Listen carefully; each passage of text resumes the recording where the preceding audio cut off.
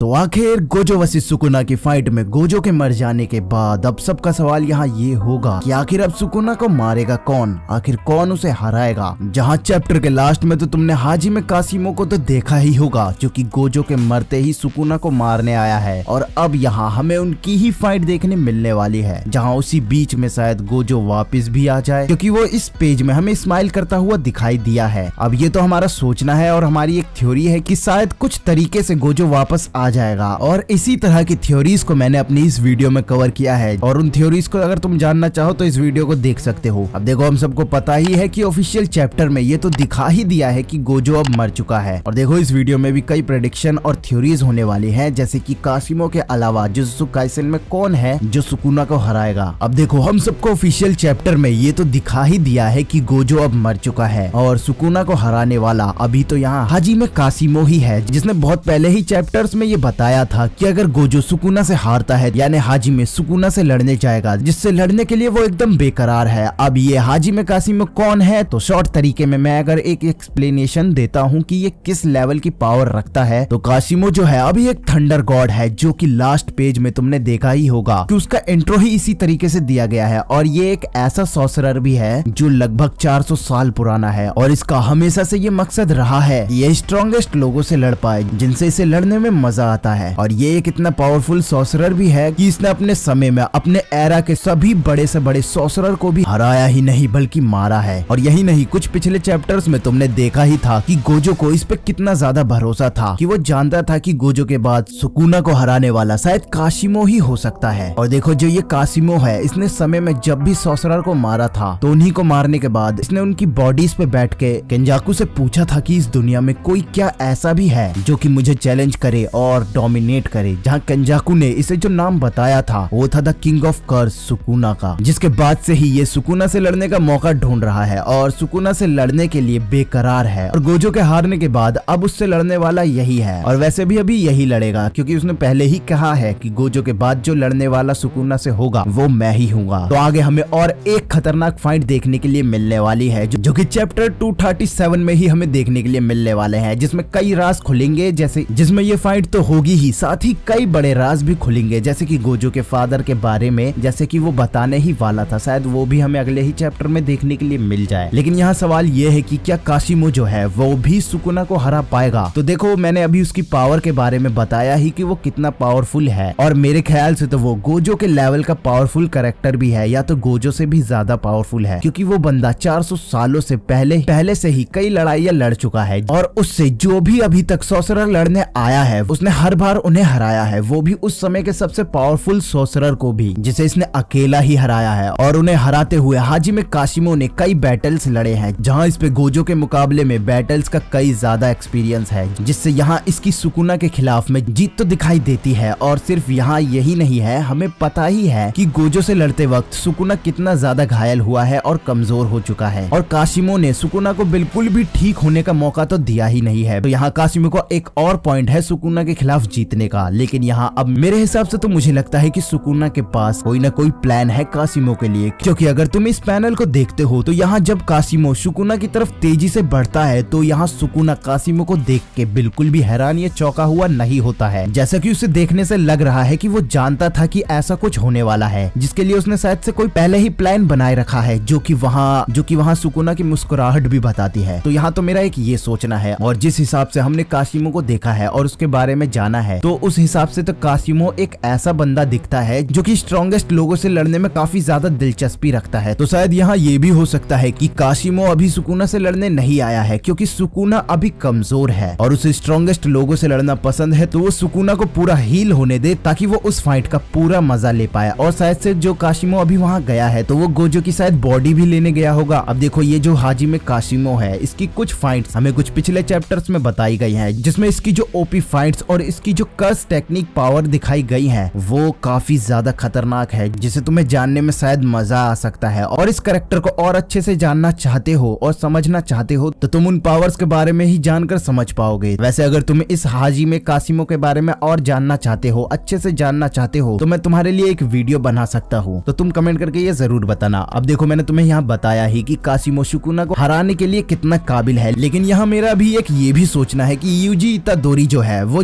Jujutsu Kaisen का main character है, तो उसके हिसाब से तो यूजी की एक फाइट सुकुना के साथ बनती ही है, जो कि आगे जाके पॉसिबल भी हो सकती है, जहां वो शायद गोजो के मरने की वजह से सुकुना को मारने आ जाए और सीधा सुकुना से लड़ने लग जाए, और कासिमो जो है सुकुना के पूरे हील अप होने का वेट करे, लेकिन यहाँ यूजी शायद सुकुना को मारने के लिए सीधा वहां आ जाए और फिर हमें सीधा सुकुना से लड़ते हुए हमारा मेन कैरेक्टर देखने के लिए हमें वहां मिल जाएगा, जहां हमें मेन कैरेक्टर यानी यूजी इतादोरी का डेवलपमेंट भी देखने के लिए मिले, जो कि जुजुत्सु काइसेन में अभी तक तो खास कोई देखने के लिए नहीं मिला है। तो शायद यूजी वर्सेस सुकुना जब हमें ये फाइट देखने के लिए मिले तो इसमें हमें शायद यूजी के बारे में और चीजें पता चले, और शायद से उस फाइट के दौरान हमें यूजी की सोल स्वैप टेक्निक के बारे में और जानने के लिए मिल जाए, जिसकी हमें सिर्फ अभी तक झलक ही दिखाई गई है, और उस टेक्निक की और ज्यादा झलक ऐसी ही फाइट में हमें देखने के लिए मिल सकती है, जिसके होने के चांस तो बहुत ज्यादा पॉसिबल है। बेशक वो अगले चैप्टर में ना हो, लेकिन आगे जाके मेरे ख्याल से ऐसा हो सकता है, जिसके होने के लिए राइटर शायद सुकुना को ना मारे और हमें यूजी वर्सेस सुकुना देखने के लिए मिल जाए, क्योंकि शायद से हमें आगे ये चीज जरूर देखने के लिए मिलेगी, क्योंकि राइटर ने स्टोरी बढ़ाने के लिए ही गोजो को मारा है, तो अब उनका मेन कैरेक्टर यानी यूजी इतादोरी पर ध्यान देने का मौका है, जो कि उन्होंने बनाया भी है, जो कि एक सही मौका भी है। तो ऐसा पॉसिबल तो है। बाकी तुम्हारा क्या सोचना है इस पर, अपनी राय जरूर कमेंट करके जरूर बताना। और देखो, अगर वीडियो पसंद आई हो तो वीडियो को प्लीज लाइक कर देना और प्लीज चैनल को सब्सक्राइब जरूर कर लेना, ताकि तुम ऐसी वीडियोस और आगे देख पाओ। तो मिलते हैं अगली वीडियो में।